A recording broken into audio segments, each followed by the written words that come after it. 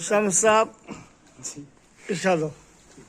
आप सुबह होने तक लगे रहो। कोई बात नहीं। मतलब है कि हिजर की टूटती दीवार से डर लगता है। हिजर की हिजर की टूटती दीवार से डर लगता है। मेहरबा अब तेरे दीदार से डर लगता है। आहा क्या बात है डर साहब जी। कैमरा साहब देखो सही। मैंने यूं ही थोड़ा बोला है। नौजवान शायर हैं। क्या बात है, नापा जा सकता है गहराई को।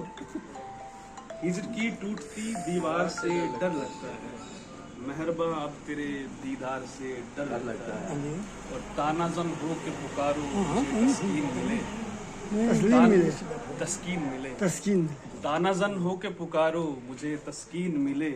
यूं पुकारा न करो प्यार से। क्या बात है। तानाजन हो के पुकारो मुझे तस्कीन मिले।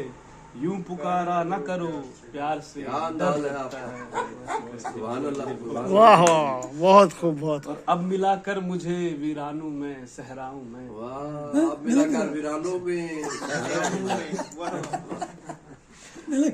अब मिलाकर मुझे वीरानों में सहराऊं में। अब मुझे रौन के बाजार से डर लगता है। आहा वाह वाह अब मुझे रोन के बाजार क्या से- कमाल है।